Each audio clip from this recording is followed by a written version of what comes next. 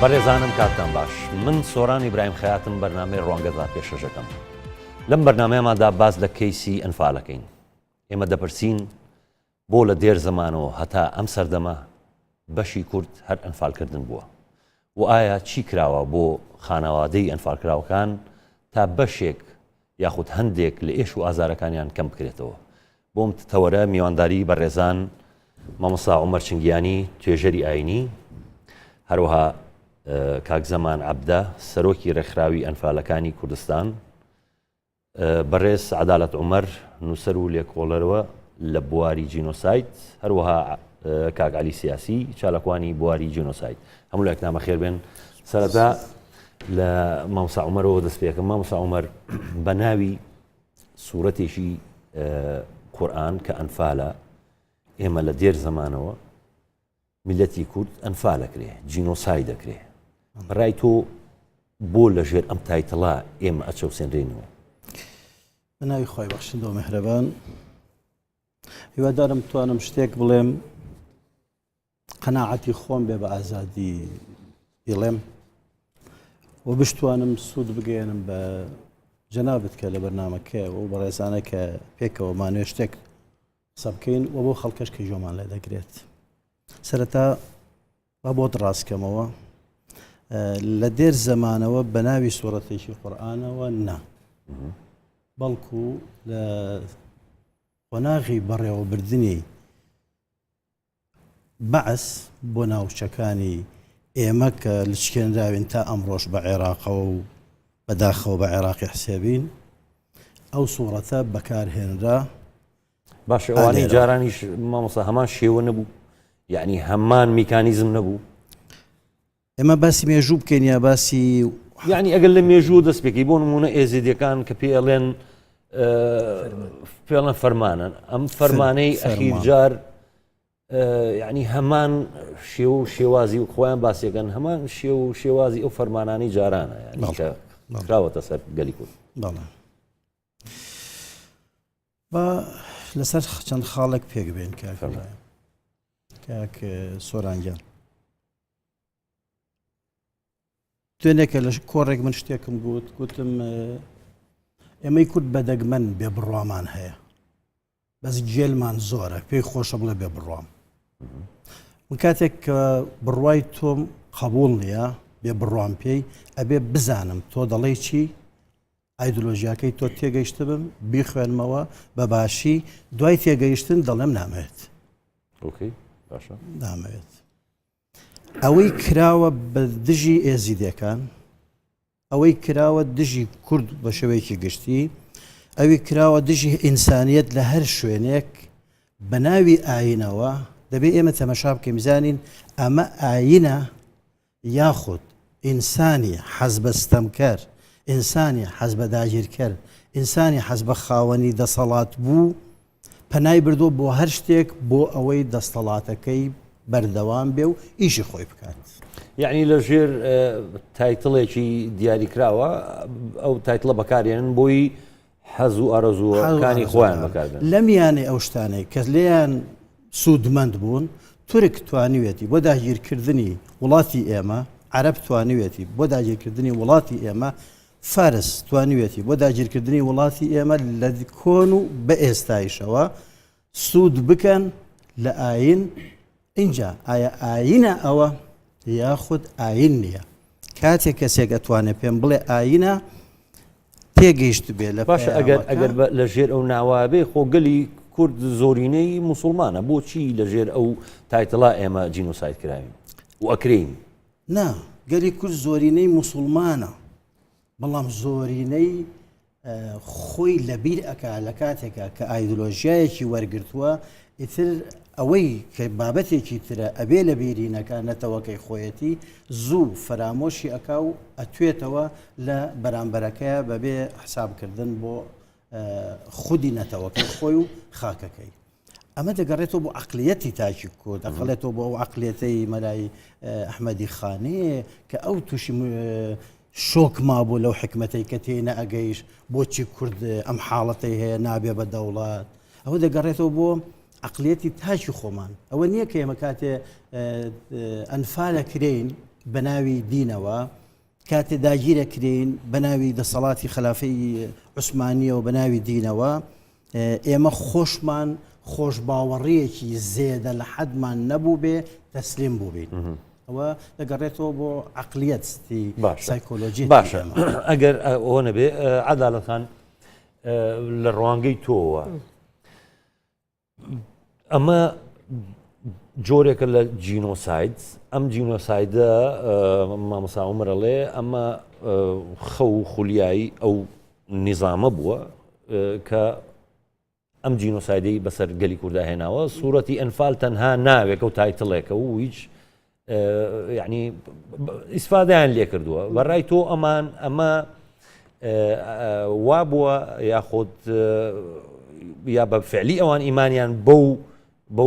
بەو سوورەتە بووە و تەطبیقیان کردو خۆی ئەنفال سوورەتی هەشتمی قورئانە با بەوە دەست پێ بکەین کۆی نەفەلە کە لە غەنیمەوە دێت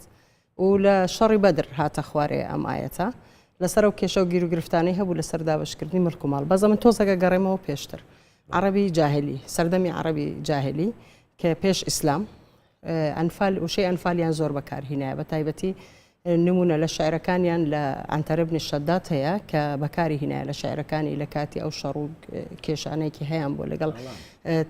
بەڵێ بەکاری هێنا هەر نەفسی ئەوەی تێدا بەکار هاتووە کە مەسلەی تاڵان و ئەوانە لە شەڕەکانیان شەڕی نێوان قەبایلەکانەوانە کە کردویانە یەکێک لەو ئەوە سەرچاوەکەیتی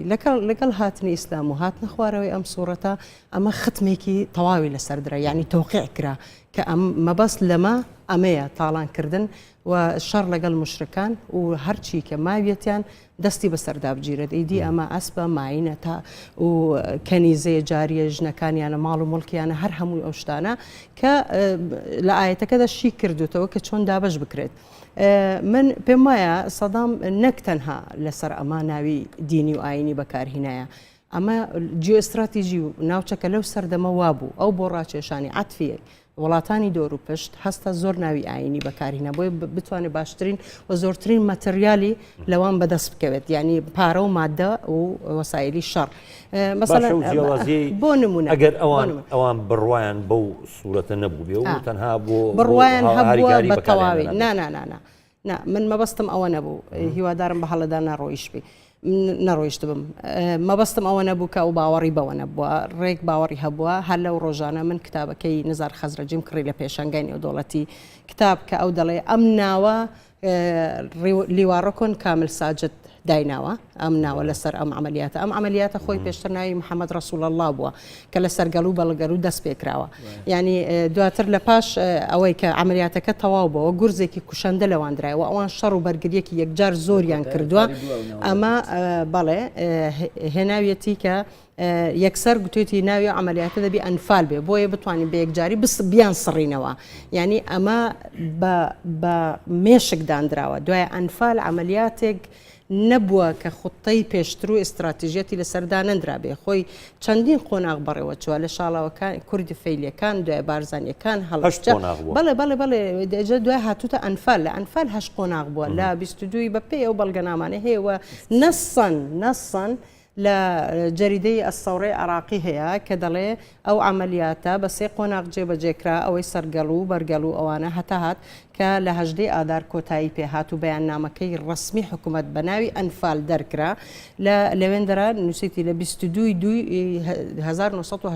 دەستی پێکردووە لە 6 کۆتایی پێدێ خۆی ئەمن پێم وایە لەلایەک فکرەی بەعس و گوتاری بەعس و عروبە خۆیەتی ئەمە عەرەبیە واحدە زاتە ڕسالە خالدە لەسەر ئەو ئەساسەی لە هەمان کات بۆ ئەبێ میلەتی کورد تووشی ئەم ئەنفالە بێ ینی لەبەرەوەی بیرۆکەی عەرەب لە بناغەوە لە سیستەمەوە ئەڵێ هەر نەتەوەیەک لە ناو مندا بژی دەبی لە ناومدا بتوێتەوە نابی داوای جیاخوازی بکە نابی داوای ماف و ئیمتیازات و ئەو شتانێکەوە شۆڕشی بزودنەوەی ڕزگاری خوازی گەلی کوردستانیش هەر لەسەر ئەو ماف و ئەوانە بوو کە دووچاری ئەو هەموو کێشە و گیرورتەوە لە دواتریش خەڵکەکە ئەنفال کرایە بەڵام زۆربەی هەرە زۆری ئەوە مەسەڵەن ناوی هێزەکانی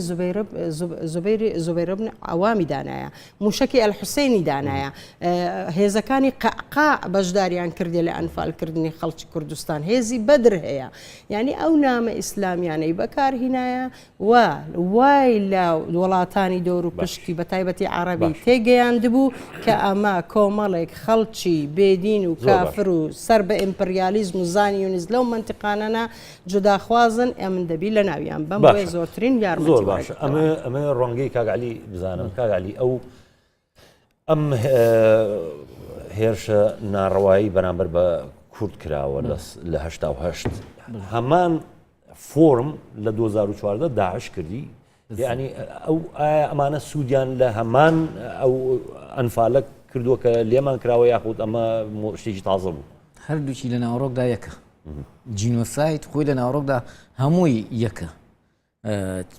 سێریکە لێکچوونێکی زۆر لە نێوان جینۆسایدی ئەرمەنەکان و جینۆسایدی کووردا هەیە هەردوو لە دوو دەوڵەتە لە قۆناغی شەڕابن هەردوو بە بەهانەی هاوکاری وڵاتێکی ترەوە ئەرمەنەکان بە بەهانەی هاوکاری ڕووسەکان لە جەنگی جیهانی یەکەمدا و کوردیش بە بەهانەی هاوکاری ئێران لە شەڕی ئەنفالەکاندا دیان جینۆسای دەکرێن قسەکانی عەدالەتخان ڕاستە بەعەس خۆی ماهێتی وایە حیزبێکی نەتەوەیی ناسیۆنەلیستی بەرچاوتەنگ شۆفینی فاشی هەرچی ئەوانەی پێدەڵێت ماهێتی ئەوەیە کە نەتەوەی ژێردەست سەرکوت کات چکە هێزی خۆی لە بیرروباوەڕ نەتەوەیەکەوە دەبینێتەوە عەرزی بیرروباوەڕی خۆی ئەکات بۆ ئەوەی نەتەوەی بەرامبەر بسڕێتەوە بەڵام کوردی بەهانەیە کە دەیتە دەستەوە ئەویش دێت ئەو پرۆژەیە کە خۆی پێشتر هەی بووە لەوانەیە نەیتوانێت لە پرۆسەیەکی کەم خایەندایان کورد خایەندا جێبەجێ بکات بەهانەی شەڕی هاوبەشی تۆ لەگەڵ ئێراندا دیت لە نەوتی کەرکووک کە دیت لە زاخۆ شەڕەکەی دیت لە هەڵەبجە شەڕەکەی دیت لە نازام کوێ شەڕەکەیت بەهانەیە کە دەیتە دەستەوە ئەو پرۆسەکەی خۆی کە پێشتر چاوەڕوانێ کرد هەدێکی بۆ ڕێکەوێت باش ئەی بەهانەی داعش چیە ینی بەهانەی داعش سەریکە ئەو حەقیقەتەی کە بڵێن بەعەس ئەنفالی هەڵبژاردووە ئەمە ئینێکی تەزیرە چکە حیزبی بەعەس حیزبێکی ئاینی نەبووە یعنی بینە سەر ڕاستی حەقیقەتی ئەوە ڕاستە لە دوایی نەوەتویەکە حەملەی ئیمانی دەست پێ کردو زۆر لە بیرمەندە ئیسلامیەکان وەکو حەسەن تورابی ئەوانە ئەترافیان پێکرد و دانیان پێ ناو پەیوەندیان لەگەڵا بەست و تەنانەت لە شەڕی کوێردا بەشێکی زۆر لە ئیخوانەکان پشتیوانی عێراقیان کرد لە دژی ئەمریکاوانە ڕاست ئەوە هەیە بەڵام حیزبی بەعەس وەکو ئایدۆلۆجیا وەکو بیرروباوەڕ حیزبێکی ئاینی نەبووە حیزبێکی نەتەوەیی عەرەبی شۆفینی فاشی بووە یعنی بەڵام داعش بەڵگە ئاینەکانی ئەو بەڵگانەی کە خۆی دەهێنێتەوە دیارە ئێمە وەکو چۆن بیرروباوەڕە ئەلمانەکان شکل و شێوازی زۆرا زۆرانەیە ئێمە زۆر گروپ و بۆچوونی جیاجا لە ناو دینی ئیسلام و هەموو ئاینەکانی تریشدا هەیە کەسایەتی ئیسلامیان وەکو مامۆستا عومەر بیرەکاتەوە هەیە وەکو یەکگرتووی بیرەکاتەوە هەیە وەکو کۆمەڵ بیرەکاتەوە هەیە وەکو داعش بیرەکاتەوە ئەوان بەڵگە ئاینەکانیان ئەوەیە ئەڵێن ئەمانە سەر بە ئەدیانی سەماوی نین ئەمانە لە کاتی شەڕە دەستکەوتن یان ئەبێت جزیە بدەن یان مناڵە کچووکانیان کە دەستکەوتن یعنی باش ئەگەر ئەوان بۆ نمونە خوا نەخواستە بەهات نایەتەوە نەک تەنها لەگەڵ کوردە ڕەسەنە ئێزیدیەکان لەگەڵ ئەوانەی کە موسڵمانیشن هەمان بۆچوونیان هەیە ئەڵێن ئەمانە ئێوە مرتەد نا ئەوەی بەرامبەر بە ئێزیدەکان کردویانە حتا بەرامبەر بە مەسیحەکانیش نەیان کردو ئەی باشە بۆ بەرامبەر بە ئێزیدەکان کردیان گەیشتۆتە لووتکەی خۆی بینیمان لە شاشەی تەلەڤیزیۆنەوە خۆی ئیبادەی جەماعیە جینۆسایدا کۆمەڵێک خەڵک دێنن شایدمانیان پێدێنە ناو هۆڵێکی داخراودا و کە شایدمان دوای شایدمانەکەڵێن ئێوە بوون بە ئیسلام و تەواو لیان خۆشە من ئەمانەمان ئەم شتانەمان هەموو بینی داعش یەک شتێکی باشە بیرروباوەڕی خۆی ناشارێتەوە ئەو تاوانانی ئەنجامەدا حەجەی بۆ دێنێتەوە کە هەمووشی دەچێت چوارچێوەی جینۆسایدەوە هیچی لادان نیوەکو بەعەس نییە بێت ئەم لە ئەولایەتیا بکات و فرتوفێلی تێکا و هەموو شتەکانی خۆی بە ئاشکرا عەرزەکات یعنی سوورەتی ئەنفال ئەوەیە کە داعش جێبەجێیەکە یعنی من شارەزاییم نییە لە سوورەتەکە بەڵام پێم وایە ئەوەی بەعەس کە ئیسفادەی لەو سوورەتە کرد بەعەس حەقی ئەوەی نییە ئەو سوورەتی بەعەس ئەو لەبەرەوەی حیزبێکی ئاینی نییە حیزبێکی ئاینی نەبووە حیزبێ نەبووە کە پەیرە و لە ئایدۆلۆژی ئیسلامی بکات ئەوە نەبووە ئەو حەقی ئەوەی نییە بۆ مەسلەی داعشیش ئەوە ئیتر زیاتر ئەوانەی کە سەر بە تەوژمی ئیسلامین ئەوان ناتوانن جوابی دەنەوە کە ئایا ئەمە ئیسلامی ڕەسەنیان ڕەسەن نیە بەڵام ئەو ئیسفادە لەو هینانە دەکات و ئەوانیش بەڵگەی خوانێ لە مروری ئەم 1400 ساڵەیە زۆر حالەتی دیکەی وا هاتوۆتە پێشەوە و بینیمان ئەوەی کە خۆت باست کرد ئەمە 73مین فەرمانە ینی ئێزیدەکان 100 ساڵ لەمەوە پێش هەر لەو گەلی عەلیبەگە تا و گەلی عەلیبەگە ئێزیدی بوون خۆ ئێمە ئێستا ناوی پاشای کۆرە دێنین پاشای کۆرە کە لای ئێمە کەسێکی مقدسە بەڵام لای ئەزیدەکان نەفرەت لێکراوە ینی زۆر ناو کەسایەتی و شوێن و ئەمانە هەیە لە یاداوەری ئەوانە یاداوەری تاڵە کاک زەمان لە ڕوانگەی تۆش و حەزەکەم ڕوانگەی تۆش بزانم جیاوازی ئەو جینۆسایدەی کە بەسەر گەلی کووردا هاتووە ئەوەی 1970 و 2014 بڵێ من لە یعنی من ئەمێ بزانم قسەکەت بیر نەچێتەوە بەس من ئەمێ بزانم بۆ گەلی کورد هەرە بێ بەش ینی بەشی گەلی کورد هەر جینۆساید و چۆن ساڵ بێ ینی سەبەب چییە؟ لە یادی 28 ساڵی تاوانی ئەنفال سەری ڕێز و نەوازش لە بەردەم قوربانەکانی ئەنفال و هەموو قوربانەکانی وڵاتەکەماندا دەنوێنم دیارە ئەو تاوانانەی کە لە ڕابردوودا و کە ئێساش ئەکرێ هەرێکی لە ژێر ناوێکا کراوە ئێمە کە کاتێ ئەنفال دێ من برادران زۆر باسی ئەنفالیان کرد هەرچەندە من لە کتێبی مەرکەز سادی ئەنفال شرۆڤەیەکی تەواوم کردووە بۆ ئەنفال نامێ بچمە سەر ئەوە بەڵام لێرە مەسەلەکە ئەنفال نییە بەعز هاتووە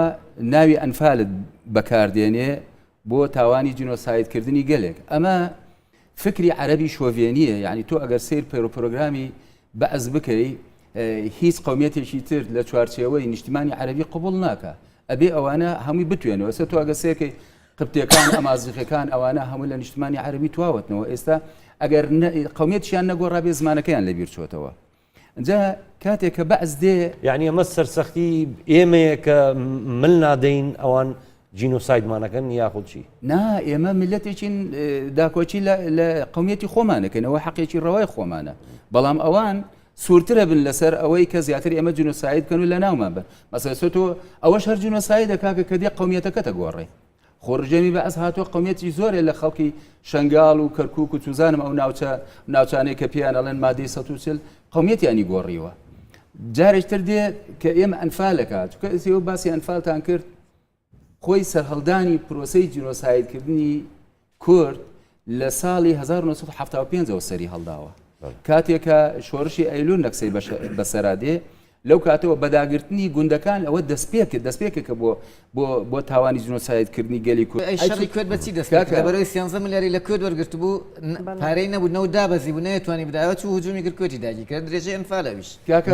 ئەمەوێ دوایی بینەرانی خۆشەویستی ئەو شتە بنە بزانن حەزەکەم دوایی لەسەر ئەمە قسەکەین کاکە کوێت لە ماوەی شەڕی ئێران و عێراقدا زۆرترین هاوکاری داوە بەڕژێمی بەعز لە شەڕی کوردیش بە هەمان شێوە ینی هەتا ئەو کاتێک کە ئەو سەربازە ئەیگێڕێتەوە ئەڵێ من ئێمە لە ناو مەزرعەکەی ئەو بووین فۆجەکەی ئێمە لەوێ دابەزی بوو ئەڵێ ڕۆژێ هات بۆلام زۆرە هات بۆلامن ئێمە لەبەرەوەی کورد بووین خەڵکمان عەزیەت نادا عەرەبەکان عەزیەتیان نەدا تاوانیان نەکرد لە دژیان بەڵام ئێمە تاوانمان ناکرد لە دژیان ڕێزمان لیانەگرت ئەڵێ ئەسرانێک هات بۆلامان وتی مەڵە بە ڕوخسەتت ئەڕۆم نوێژەکەم دوای دێمەوە وتی وەرە تۆ کورد نیت وتم بەڵێ من کوردم وتی کورد چۆن نوێژەکە وتی چۆن بابە چۆن نوێژ ناکەین ئێمە هەر گوندێکمان هەبێ ئەگەر مزگەوتی تایە یعنی نابێ گوندی ئێمە نییە ببێ مزگەوت چۆن تۆشتی واڵی وتی وەڵاهی ئێمە لە کاتێکە لە پرۆسەی ئەنفال ئێمە سەدام وای لە ئێمە گەیاندبوو کە قەومێک هەیە لە شیمالی عێراق هەڵگەڕاوەتنەوە لە دینی ئیسلام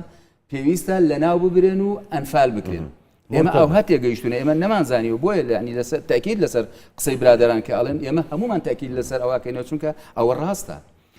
کاتێکە هاتووە مەسەن ڕاستە مەسەلەن تاوانی ئەنفال لە ئەنفالی یەکەوە دەچوە لە بروسکەکەی هینەوە سوڵتان هاشمەوە کە بۆ سەدام ئەیکا ناوی ئەنفالە هێنێ بۆ یەکەمین جارە سوڵتان هاشم ناوی ئەنفالە هێنێ ئیتر لەوە ئەنفال بەڵام ئەنفال خۆی لە بەهاری 1970 دەستی پێ کردو بە ڕوخاندنی گوندە نزیک دەستەکان لە 6 مانگی 6 بالضبط یعنی چواری 6 ئەمجا هاتووە چی کردووە مەسەن ئەو ناوچانەی کە زەحمەت بووە ئەنفال بکرێت ئەو ناوچانەی کە پێشمەرگەی لێ بووە دەسەڵاتی حکومەتی بەسی بەسەردا نەبووە هاتووە لێرانەوە باشە پلانی داناوە بگورە. جل لەژێر ئەو پلانەیە هاتووە ئەنفالی جێبەجێ باشە. کردووە بە 8 بۆ 9 دەگەڕێ وڵات مامۆستا عومەر کاتەکە بدەمە خۆشکات و دوای مەخساکەم فەرموو باش. داوای کرد دوجار داوای کرد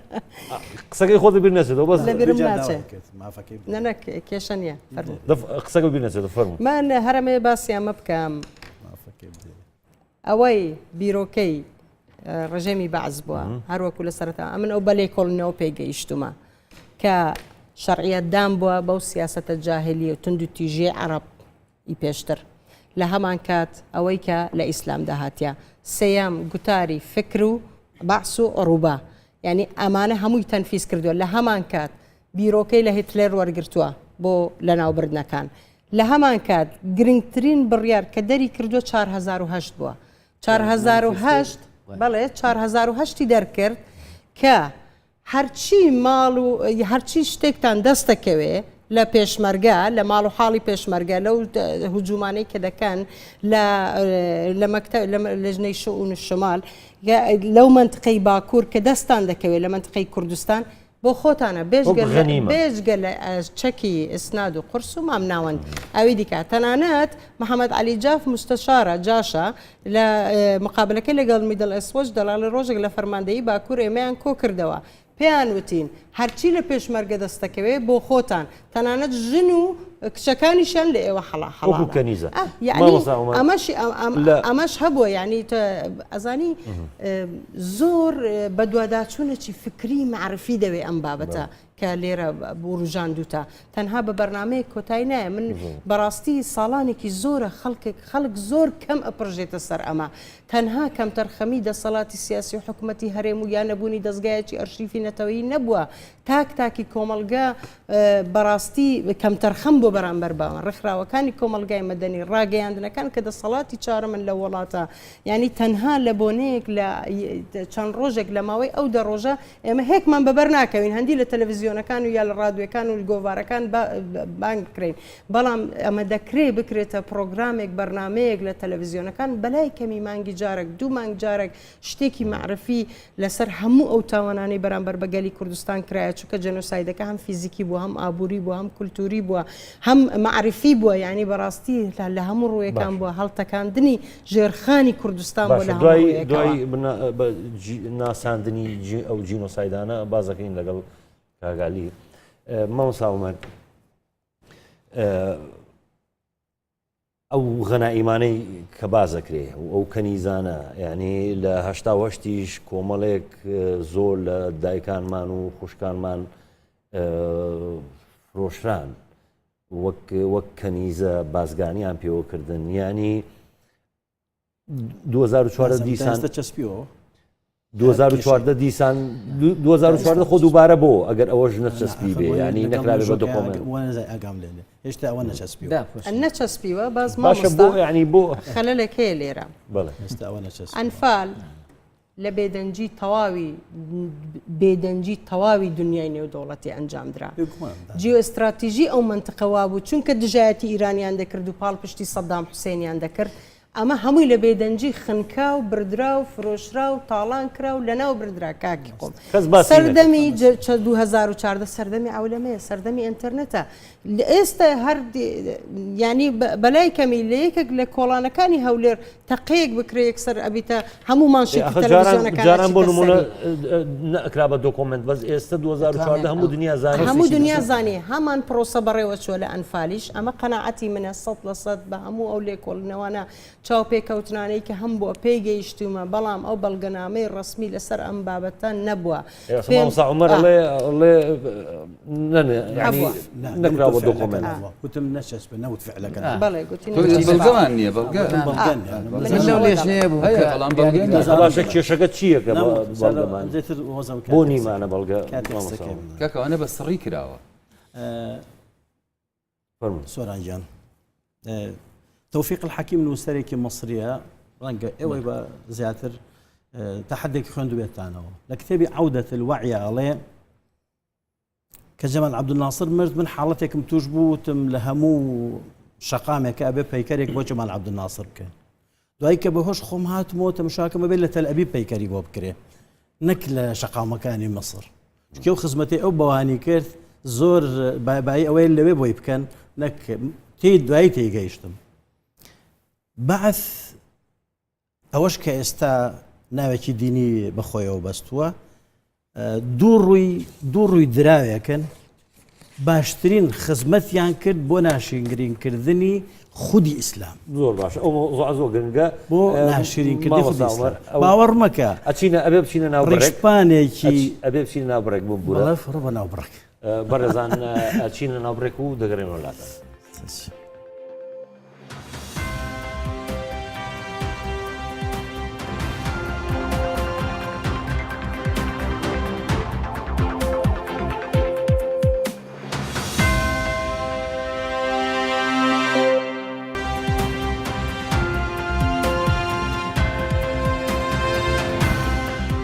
بەڕێزان دووبارە سڵاو بەردەوامە بین مامۆستا عومەر بم بوورەکە قسەکانم پێ بڕیت داعش و حزبی بەعس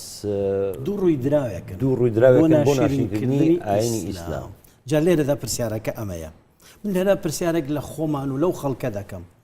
ئەرێ کۆمەڵی ڕیشپانی مجرد حاڵەتێکی عاتفی درۆ خەڵەتانە و بەدەستی مەلایەک یا لە بەردەستی عالمێکە گوایە دروست بوو ئەمە هەموو زانستیان بە سایقی تیارە و بە دەبابە بەڕێوە بردن و بە هالیکۆپتەر لێخوڕین و بە ئەم هەموو شە پسپۆریە ئەمە چییە ئەمە گەمە لەگەڵ خۆمانەکەین ئەو زابطانەی بەعس ئەو شتانی کە ڕووی داوە لە ئەنفالە بەس کەنیزە غەنائیم ئەمە لە مێژووی ئیسلامان نەبووە تۆ بمبەخشە بە من بگەمە فکرەکەی خۆم بگەێنم سۆرانجان بۆی تێ بگەی من لە فەلسەفەیەکی تر قسە دەکەم دوای من ئەسڵن ئەمە لە دەرگاکەەوە لێرەوە ئەیکوژێنمەوە کە شتێک نییە لای من پێ بوتری ڕێکخراوێکی ئیسلامی توندڕە و ئەمە ڕێکخراوێکی ئیسلامیە ئەمە دروست کراوە بۆچی دروست کراوە بۆ خااتری ئەوەی ئەسڵی ئەو ئیشی دروستبوونەکەی پێکهاتەکەی لە کۆمەڵێ خەڵکن کە بۆ خۆیان دەستە خوێناویەکانی ناوچەکەن بە بەردەوامی و ئەو هەموو شتان سیاسیانش لەو دوو دروستبوونیانەوەیە گەمەیەکی سیاسی زۆر گەورەی حەز ناکەم لێرەیە ڕەنگە ئەوەی بشی زانم نەتوانم بێڵم بێگومان لەو مەسرە بەڵام دێمە چمکەکەی تر کە قسەی تیا بکەم بە پێی ئەوەی کەم بگونجە قسە بکەم ئیسلام لە چێ پێک هات ئیسلام لە چۆ دەسی بکرد بە هاتن لە نێو دەرگای عەرەب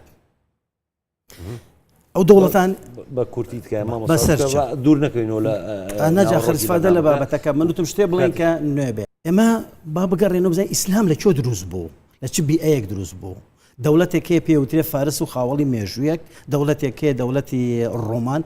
خاوەنی مێژوویەک دەوڵەتێکێ پێوترێ حەبەشە خاوەنی مێژوویەک کۆمەڵێ تیرەی عەرەبی بە گژیەکە چوو هەن ژیانیان لەسەر پەلاماری یەکە گیانیان لەسەر پەلاماردانی یەکە لەم بیئەدا خۆی گەورە بەزەی کە بە مرۆڤایەتی دێتەوە بەچی دەست پێ ئەکات نافەرمێ میلەتێکی خەڵکێکی ناوچەیەکی لە قمەی ئینسانیەتە بوون بۆ یەکە من ئێوەم هەڵبژات داوە لێرەوە دەست پێ بکە ظهر الفساد في البر والبحر بما كسبت أيدي الناس سەرزەوی و دەریا و زەوی هەمووی فاسید بوو لێرەوە ئەم جاریان داواکە کە دەست پێکە حاجەی ئینسانیەت پێویستێتی ئینسانیەت لەوەوە کە دەست پێەکە ئەمە بەسە کە خوای گەورە لە قورئانەکەیە کە پێی بفەرمێ لعلکم تعقلون یعنی ئێوەی عەرەبی وتووە لێرەوە لەگەڵ ئەوان دەست پێەکە بێنە بۆ ئەم مێژووە بڕۆم میلەتێک بیەوێ عاقڵ بکە چەنی دەوێت بۆ عاقڵبوونی ئەم مێژووە ئەو کولتورە کە خوشکە عەدالەت ئاماژەی بووەکە نەفل یان نەفەل ئەو شعرەبێکە بۆ دڕاستەکەمەوە نەفل ئەم زیێدەی کە دەستکەوت و ئەو شتانە کولتورێک هەبووە لە ناو ئەوانە هەبووە بەڵێ کاکە کێتوانە حاشا لەمە بکە کە ئەمە هەبووە بەڵام ئایا ئیسلام چی کرد لەگەڵ ئەمە اقتصادی نەفل بووە بەڵام ئیسلام عەدالەتخانیش باسی کرد یعنی چ ڕژێمی باز و چ داعش ئەو منەظەمەی کە تۆ ناویشتری لێنا يعني هەمان ئەو سوودەی وەرگرتووە کە لە طبعا عوسمانەکانیش وەریان محسوب نییە بە ئەسێزێک نەتەوەی بۆ بێنە سەر عوسمانەکانیش وەریان کرد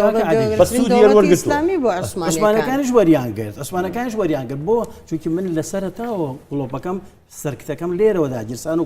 کوژانیش بەوە ئەو کەسێک کە دەسەڵاتدارێتی ئەکا بۆ بەڕێوەبردننی دەسەڵاتەکەی پەلامار بۆ ئەو شتە دەبا کە کەمترین باجی پێ ئەدات و دەسەڵاتەکەیشی بەهێز دەکا کەمترین باج ئەوەی ئەو خەڵکە دوێنێ زۆران بازیەکە بینی زۆران بازیەکەی کە لێکێ لە کەناڵەکەم پیشانیدا وانە ئەو کێرفەکە ئەو بینی بەرزە بێتەوە و نزم بێتەوە بڕی من لە ناو ماڵەکەی خۆما کە دانیشت بووم یەکێ لە کوڕەکانم وتی با بە چی ئەبینی لەو کێرڤەیە ئەو یاریکردنی کێرڤی تەئیدا ئەمە واقعی مجتمعی کوردیە ئەمە واقعی مجتمعی کورد ئەمە واقعی مجتمعی کوردی واقعی کۆمەڵگەکەی تۆیە ئەم واقعە تەمەشا ئەم واقع تۆ ئەگەر ئەتەوێت دەسەڵاتدارێتی بۆ ئەو میلەتێک بەری لە ناو خەڵکێکە بزانی چۆن پیادە دەکرێت هەنا ئەبەی بۆ ئەو شتەی ئەو پێویستێتی بە تۆڵێم ئەگەر ئێستا جارێکی تر بکەینەوە کەوینەوە هەڵبژاردن و گەمەی هەڵبژاردن دەست پێ بکرێتەوە لە کوردستانە هەڵبژاردن تەمەشای ئەوە دەکرێت چێ بۆ ئەو شوێنە باشە یاخود تەمەشای ئەوە دەکرێت چێ ئەتوانێت تەفرەی خەڵک زۆر بدا بە ڕێگەکانی تەفرەدان واقعی مرۆڤ وایە واقعی مرۆڤ ئەجا دەسەڵات چ بەعز بێ چ تورک بێ چ شیعە بێ لە ئێران چ سوننە بێ لە ڕەمادی لە فەلوجە لە هەر شوێنێ تەمەشاکە چی زۆر گێرێ بە دەسەڵات و دەسەڵاتیش بە هەموو مەشێوە فتوحاتی ئیسلامی قسەکە بیر نەچێتەوە بەس مامەسا ئەڵێت کە ئەو شتانە نەکراون بە دۆکۆمنت یعنی بەڵگەی تەوامان لە بەردەستانیە بۆچی ئەو نقطەیە یعنی ئەوەی کە لە ئەنفالا کەنی سەدەمی باسا کچی کورد فرۆشراوە من دەڵێم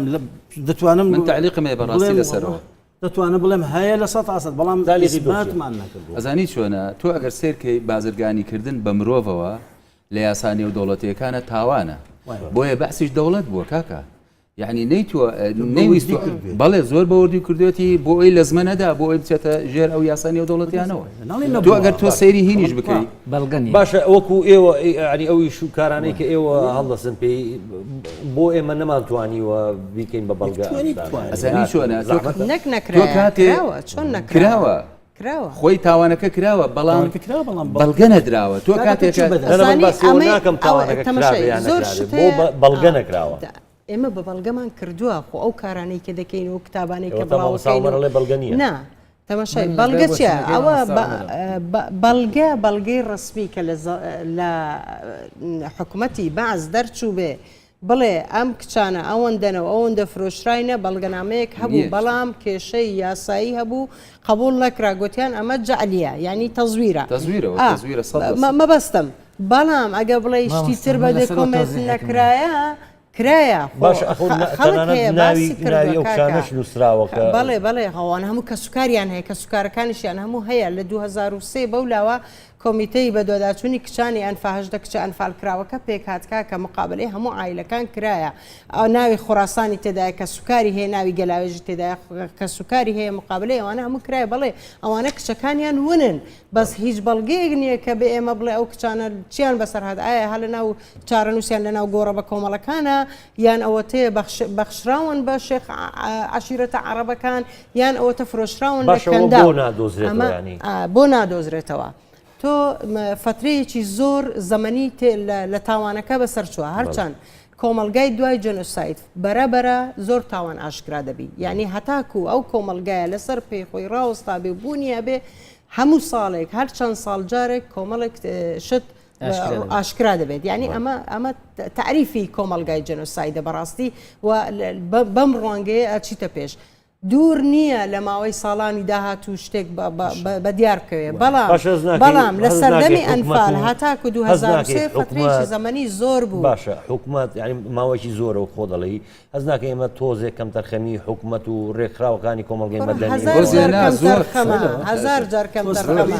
نەک مەسەلەن تۆزێک بەس ئەم نقطەیە بڵێم ئەم قسەی کە کاک زەمان کردی بەڵێ بە بازرگانیکردن بە بەندە بە مرۆڤ خۆ شتێکی هەروە ئاسایی نییە لە بینی حکوومەتەکان کە بیکات و تاوان بار دەرچێت لە ڕووی دیبلۆماسی مەسەلەن ئەوەی مصر لە 2023 بەولاوە هەرگوتیان ئەمە لە مسرە ئەمە لە مسرە خۆ ئەگەر مصر وڵاتێک بێ کە ئەم کارەشی کردبێ هەرچی هەیە لە ناویە بە هەرچی بەڵگەشی هەیە ئەیشارێتەوە قەت لە ئاستی دیبلۆماسی ئەم شتانە ڕوون نابیتەوە ئەمە پێویستی بە ریسێرچە لێ کۆڵینەیە خەڵکانێکی وەکو ئێمە بە دوواداچوونی تەواو بکەن کە ئێمە هەر بەردەوامین لە بە دوواداچوون بۆ معلوماتت خەڵک هەیە لە جنوب هەیە کاکە هەیە مەجموعەیەک ئافرەتی کورد دراوەتە شێخەکانی عشیرەتی شەترە و شەنافیەکێ حەزیشی لێ بابچی بە دوواداچوون کە ئەوانە کچی کوردن لە کاتی خۆی بەخۆیان گوتیان سەدام ئەوانەی وەکو بە هەدیە بە ئێمەداوە بەڵام ئێمە هەمومان لە کوڕەکانی خۆمان مارە کردو ژیانی هاوسەرگیریان لەگەڵ پێکاتوە ئەمانە هەیە و لە 2023ش ئەمە لە هەموو جەرایدەکانیش باس کرای و بڵاو کرایتەوە وەکو قسە وەکو بە سەرهات ئەمە بە دەکۆمنت کرایە بەڵام بڵێ بەڵگەنامەیەکی فەرمی نییە داعش هەیەتی داعش بەڵگەنامەی فەرمی نییە لەسەر فرۆشتنی کچەکان نیەتی بەڵگەنامەی فەرمی نییە بەڵام هەیەتی ئەڵێ لە فڵان بازاڕەوە لە بازارەوە عەرزی کردیە بەڵام فەرمی نییە عەقدێک نییە بەڵێ نییە کەسانی کە فرۆشراون نازانشێت خێزانی دووهەم بینەرە بەڕێزەکان خێزانی دووهەمی من خەڵکی دۆهۆکە دۆسکیە دوای ئەوەی کە من مارەم کردووە هێناومە لەبەرەوەی کە لە مووسڵ بووە ئەمجا من دەفتە نفوزەکەیم چا کردوتە نووسراوە ئەڵعەشیرە مەکاویە ئەڵقەومیە عەرەبیە کوردیەکە لە ناو مووسڵی تعریب کراون ئەگەر ئەو تواناکەی لەو ئاستەیە صرف بکات تعریبکردنی ئەو خەڵکە بکە ئەو مەسئلانەی تریش و زۆر لەوە خراپتر و زۆر لەوە خراپتری کردووە بەڵام ئێمە بۆ چەسپاندنی ئەمە پێویستیمان بە بەڵگەیەکی یاسایی هەیە تا بەدەستمان یعنی تۆ کەمە پرسیارەکەم کرد و ئەمە بە بەڵگەمان بەڵگە لە بەردەستمانە لم يوثق بس كراوة ليش ما يفعلون أسوأ من هذا بس ما موثق بلغنك يعني لم نستطيع أن نحصل على وثائق رسمية بأن بعث فعل ذلك لكنها تفعل بل فعلت وتفعل أسوأ من هذا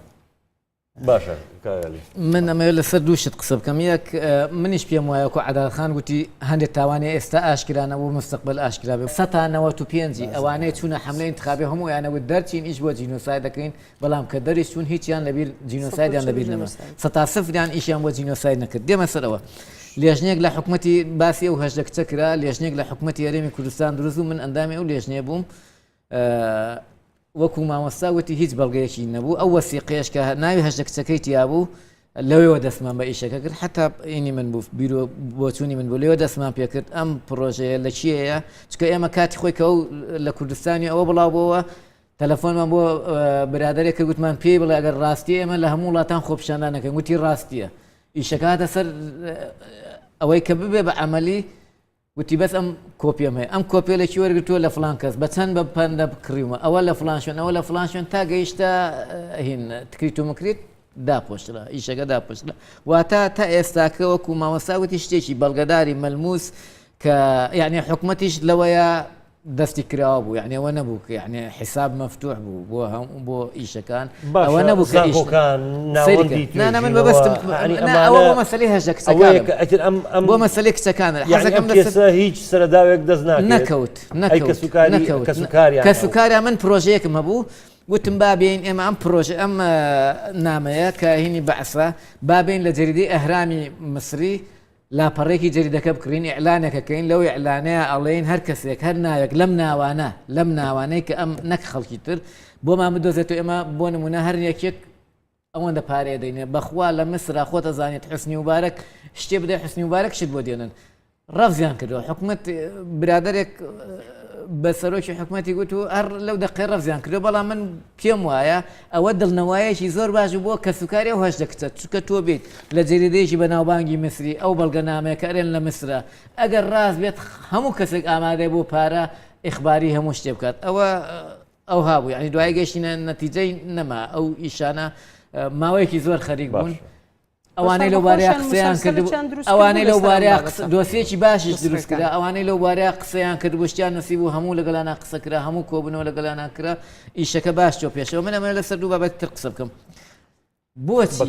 بەڵێ بۆچی کە ئەنفال کرا کۆمەڵگەی نێودەوڵەتی بێدەنگ بوو ئەمە پرسیارەکە لەو کاتەیە عێراق بەرەو دەوری ئێستای سعودی دەبینی لە بەرامبەر ئێراندا ئێران دەیویست تەسدیری شۆڕشی پان ئیسلامیستی کۆماری ئیسلامی ئێران بکات بۆ دەرەوە شۆڕشی ئیسلامی هەر ئەوە بوو کە باست کرد کە ئەو ناوەی بەکارهێنەوە کورد هاچی کرد کورد هات حیزبە سیاسەکان هاتن بە تایبەتی وانەی هاوکاری ئێرانیان کرد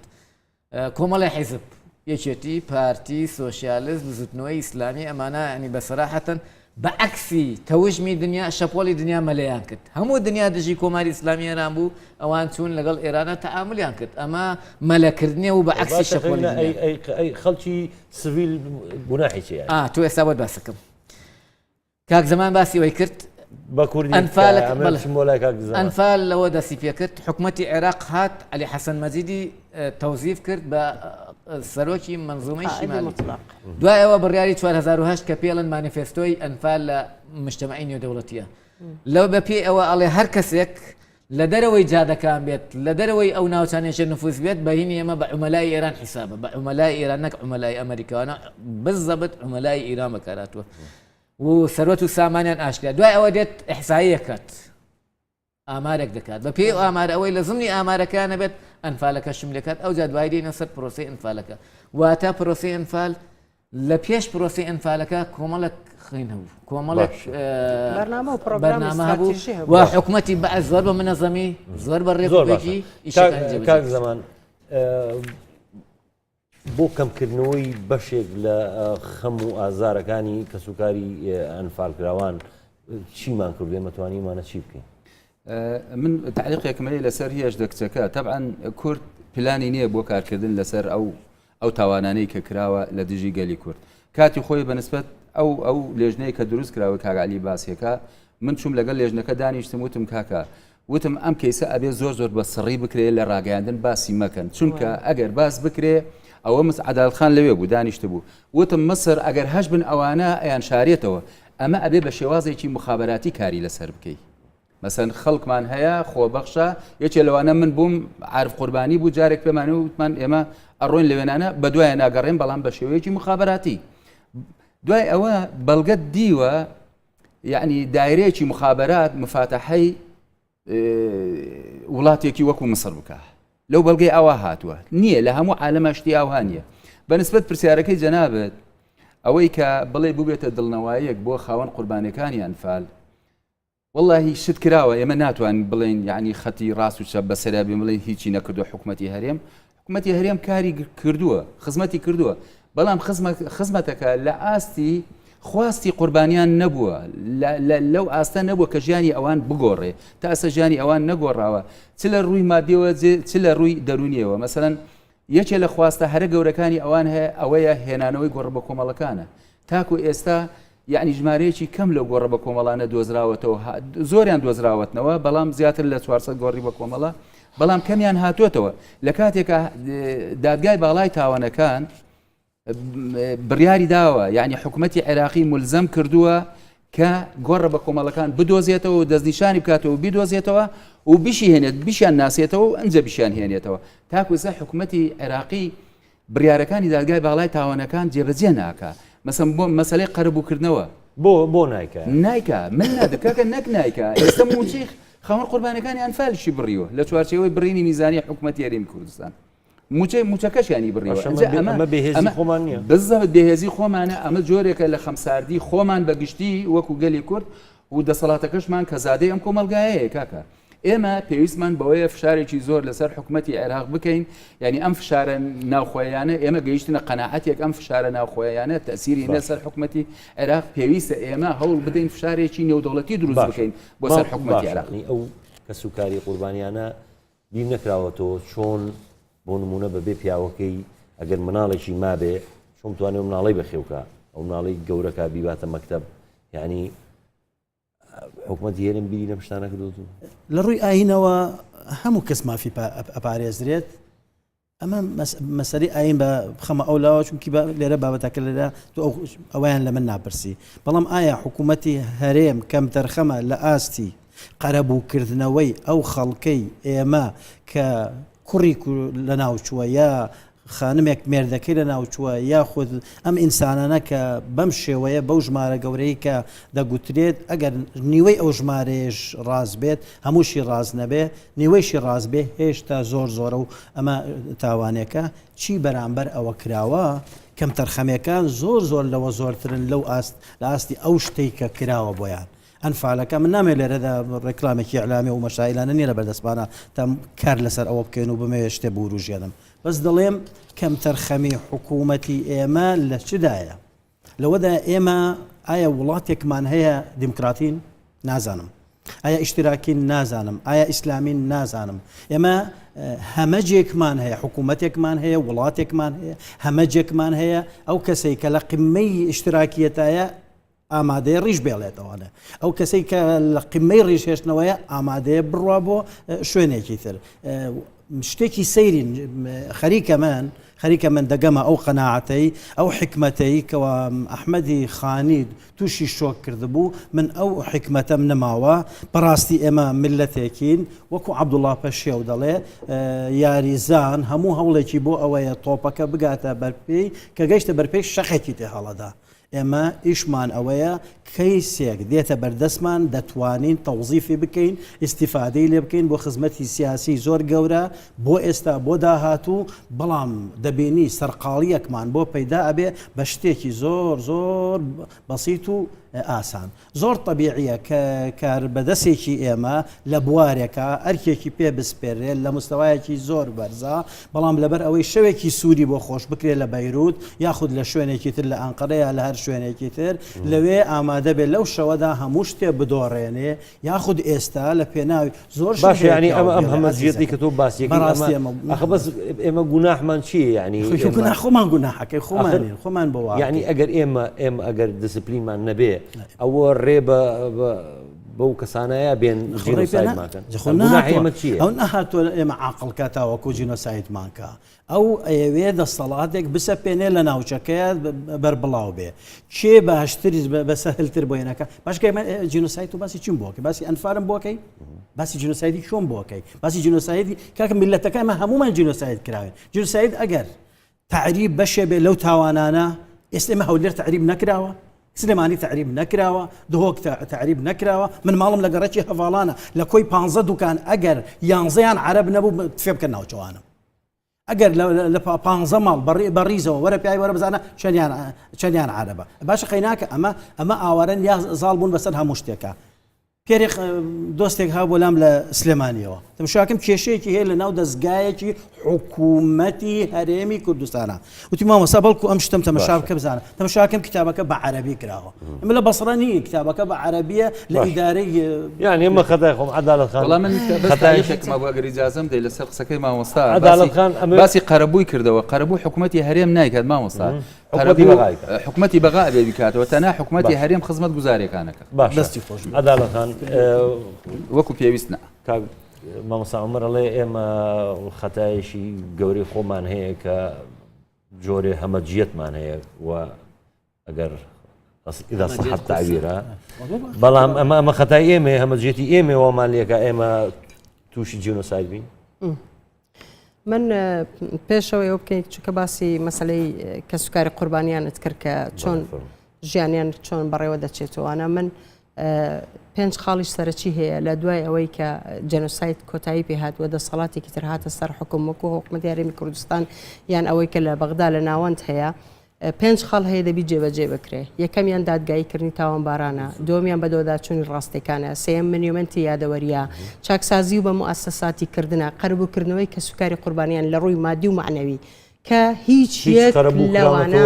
بێجگە لە مەسلەی ئەو چەند دادگایی کە بەڕێوە چوو کە لە دواتریش ئەو زەختە نێودوڵەتی لەسەر دادگاکەنەوە چکە وەختی دامەزرا دادگاکە زەختێکی نێودوڵەتی لەسەر بوو کە دانرا لەسەر مەسەلی سەدام حوسێن چکە یانگوت دلیلتان چییە ئەنگۆ چوینە سەدامتان ڕوخاندیە لە کۆمەڵگای نێودوڵەتی بەلای تایبەتی جۆرج بوش زۆر پرسیارە بۆ بەڵێ بەڵێ دادگاکە لە خازانجی لەسەر کێسی ئەنفال ئەبووە لەسەر دوجێ بەڵێ مەبەستم چیە بەڵام ئەوە